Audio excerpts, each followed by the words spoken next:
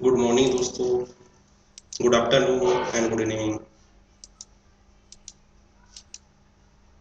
अर्थशास्त्र क्लासेस की ओर से class 12th economics RBSC board chapter number 7 में पिछले वीडियो में उत्पादन की अवधारणा वाले चैप्टर के अंदर हमने आपको उत्पादन किसे कहते हैं और उत्पादन के कंटेंट्स हमने आपको बताए थे कि उत्पादन करने के लिए हमें किन किन साधनों को प्रयोग करना पड़ता है, जिनमें हमने श्रम, पूंजी, भूमि, साहस और यहाँ तक कि हमने संगठन के बारे में चर्चा की थी।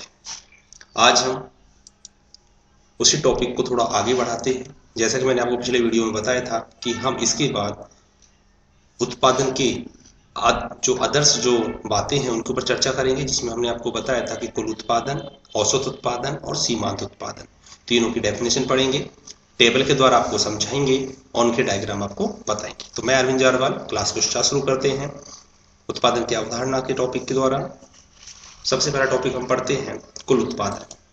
क्या है कुल उत्पादन, किसे कहते हैं? टोटल प्रोडक्शन किसे कहते हैं? कुल उत्पादन किसे कहते हैं? तो दोस्तों, किसी भी एक समय अवधि में उत्पादन के सभी साधनों को प्रयोग करने पर कुल जितना भी उत्पादन होता है उसे हम कुल उत्पादन कहते हैं या टोटल प्रोडक्शन कहते हैं। कुल उत्पादन का जो फॉर्मूला है वो टीपी इक्वल डेल्टा एमपी है, या हम ये भी बोल सकते हैं इसका जो कुल उत्पादन का जो फॉर्मूला है आप उसको दूसरे रूप में भी आप लिख सकते हो। यहाँ पर TP equal AP multiply L. ऐसा आप करते हो तो कहीं ना कहीं क्या निकलता है? टोटल प्रोडक्शन प्राप्त होता है।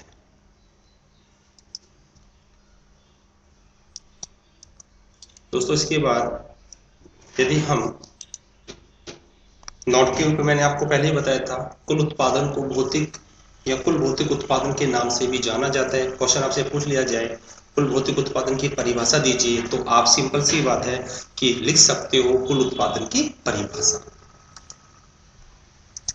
अगला है हमारा औसत उत्पादन, एवरेज प्रोडक्शन, एपी। क्या कहते हैं एपी, किसे कहते हैं एपी, या औसत उत्पादन किसे कहते हैं, कैसे प्राप्त होता है?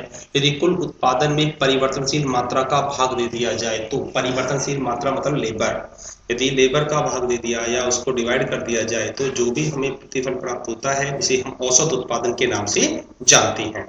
AP equal TP upon L, ये एपी का फॉर्मूला है और इससे हम औसत उत्पादन क्या करते हैं? प्राप्त करते हैं।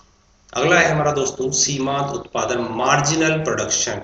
सीमांत उत्पादन की डेफिनेशन बोल सकते हैं कि जैसे जैसे कुल उत्पादन में जो परिवर्तन होता है उससे श्रम की इकाइयों में परिवर्तन का भाग दे दिया जाए तो जो प्रतिफल प्राप्त होता है उसे हम सीमांत उत्पादन कहते हैं, मार्जिनल प्रोडक्शन के नाम से उसको जाना जाता है।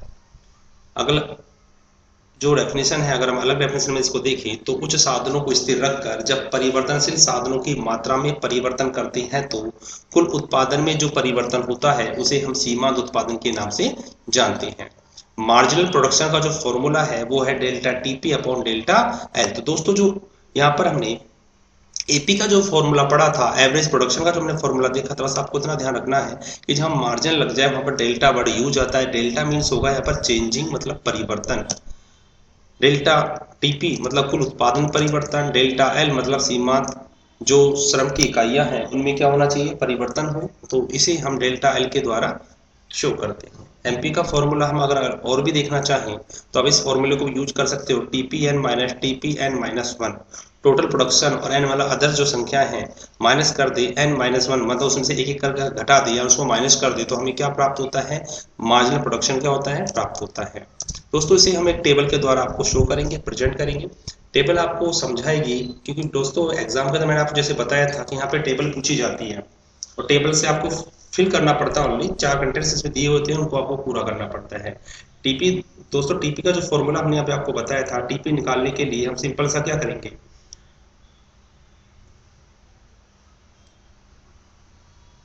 सिग्मा। मैंने दोस्तों यहाँ पर एमपी बोला था आपको, टीपी निकालने का फॉर्मूला क्या था?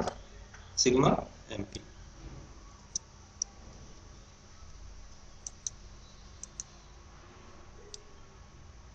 सिग्मा एमपी ठीक है दोस्तों। एपी निकालने का फॉर्मूला था दोस्तों टीपी अपॉन एल, और एमपी निकालने का फॉर्मूला था दोस्तों टीपी अपॉन एल, लेकिन आपको यूज करना है डेल्टा। डेल्टा जो यूज करेंगे, ठीक है, डेल्टा मतलब चेंजिंग। तो यहाँ पर शुरुआत करते हैं। मैं आपको जो आपके सामने हो रहा है टेबल, इसको हम निकालने के लिए आपको याद रखना है कि कैसे हम इन फॉर्मूले के द्वारा इनको हम प्राप्त करते हैं। जैसे कि एग्जाम्पल के रूप में यदि आपको टीपी निकालना है तो टीपी और एल आपको दिख रहा होगा, और हमें टीपी जो हमें दिया हुआ है, यदि इसकी जगह हम एपी हम ज्ञात करते हैं दोस्तों, तो एपी के लिए क्या है TP upon L.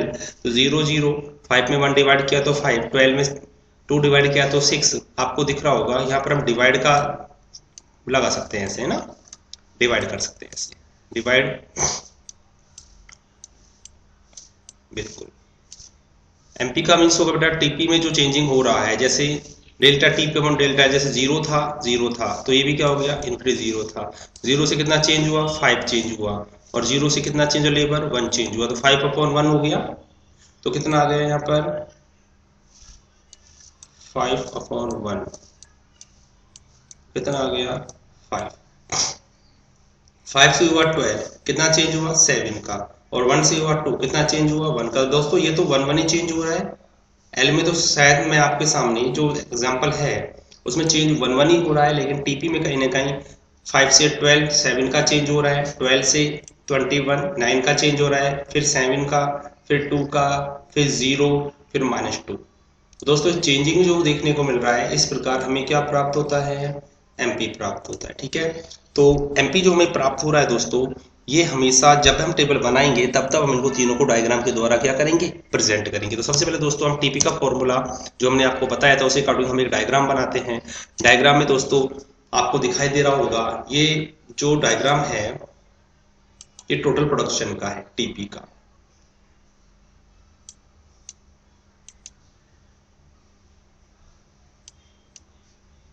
TP TP को दोस्तों एक सिंपल सी एक लैंग्वेज में हम बोलते हैं, प्रारंभ में तो तेजी से क्या होता है इंक्रीज होता है, फिर कांस्टेंट होता है, फिर धीरे धीरे क्या होता है डिक्रीज होता है।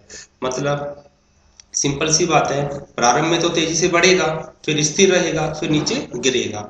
जैसा कि आपके टेबल के अंदर जैसे स्टार्टिंग में बता रखा था, स्टार्टिंग में इंक्रीज हो रहा है, फिर ये दो लेवल आपको जो दिखाई दे रही है ये कांस्टेंट है, स्थिर है, जहां पर दोनों की संख्या आपके सामने जैसे टेबल में थी टीपी की 30 एंड 30, 5 और 6 में कितना था 30 30 था। तो ये जो आपके सामने लाइन दिखाई दे रही है दोस्तों,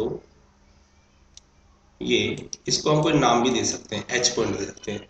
यहाँ पर हम बोल सकते हैं जब टीपी सबसे हाईएस्ट होता है तो एमपी क्या रहता है 0 होता है। थोड़ा बहुत याद आया होगा आपको, जैसा कि हमने सेकंड चैप्टर के अंदर टीयू और एमयू में रिलेशनशिप जब बताया था, तो टीयू जहाँ पर मैक्सिमम होता है, एमयू वहाँ पर क्या होता है 0 होता है। तो यहाँ पर जैसे जैसे लेबर श्रम की मात्रा में वृद्धि करते जाते हैं, वैसे वैसे कुल उत्पादन में भी तेजी से वृद्धि होती है। एक स्थिति ऐसी आती है जब कुल उत्पादन धीरे धीरे क्या होता है घटने लगता है। ठीक है, प्रारंभ में बढ़ती दर से बढ़ता है, फिर घटती दर से घट बढ़ता है, और फिर अधिकतम होकर क्या होने लग जाता है घटने लग जाता है। यह परिभाषा कहीं किसकी है कुल उत्पादन की डेफिनेशन है। दूसरे नंबर पे दोस्तों हम बात करते हैं सीमांत उत्पादन। जो सीमांत उत्पादन से पहले हम बात करेंगे औसत उत्पादन की। दोस्तों औसत उत्पादन के अंदर एपी आपके सामने जो डायग्राम दिख रहा है, ये डायग्राम एपी का है। फिगर थोड़े छोटे ले लिए हैं इसलिए डायग्राम इस प्रकार का आपके सामने बन रहा है। बहुत जगह आपको डायग्राम इसका इस प्रकार बना हुआ मिलेगा, ऐसे इस प्रकार बना मिलेगा एपी का डायग्राम।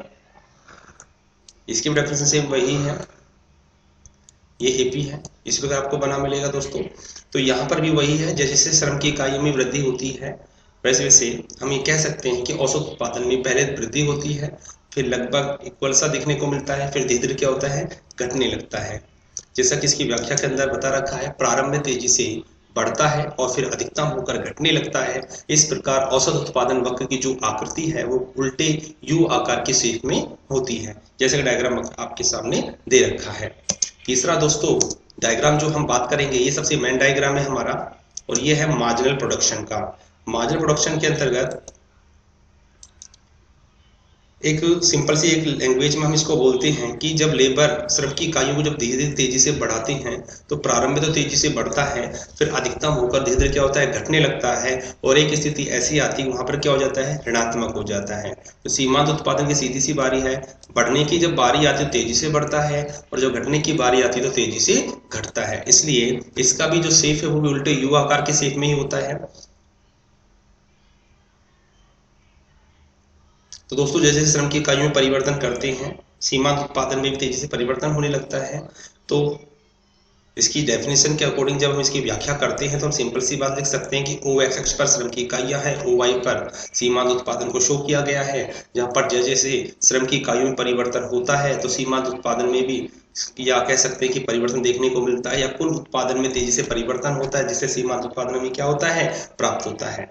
तो यहाँ पर दोस्तों जो आपके सामने ये जो पीक आपके सामने दिखाई दे रहा है ये सबसे हाईएस्ट है, मतलब कह सकते हैं यहाँ पर ये इसकी बढ़ने तक की दर है ना, ये तेजी से क्या हुआ, इंक्रीज हुआ, और डिक्रीज भी क्या हुआ, तेजी से हुआ। तो बढ़ने की बारी है तेजी से बढ़ा, और घटने की बारी आई तो तेजी से घटा। तो सीमांत उत्पादन का जो डायग्राम है दोस्तों ये बहुत ज्यादा पूछा जाता है एग्जाम के अंदर। तीनों डायग्राम विद डेफिनेशन के द्वारा पूछे जाएंगे आपसे, क्योंकि यहाँ से दोस्तों एक 4 मार्क्स का क्वेश्चन तो पूछा जा टेबल के अकॉर्डिंग, हो सकता है इस बार 6 मार्क्स क्वेश्चन यहाँ से पूछा जा सके। तो उम्मीद करता हूँ कि डायग्राम आपको जरूर समझ में आए होंगे। एक बार रफली कॉपी में इनको बना के जरूर देखें, वीडियो को एक बार देखते रहें, डायग्राम को आप बार बार रफली कॉपी में बनाकर देखें। उम्मीद करता हूँ जरूर समझ में आएगा। अगले वीडियो में हम इन्हीं डायग्राम के साथ फिर से प्रेजेंट होंगे। क्वेश्चन हमारा जो रहेगा वो रहेगा परिवर्तनशील अनुपातों का नियम, जहां भी हम कुल उत्पादन, औसत उत्पादन और सीमांत उत्पादन के ऊपर क्या करेंगे, डिस्कस करेंगे, चर्चा करेंगे। आज की वीडियो में इतना ही है। Thank you.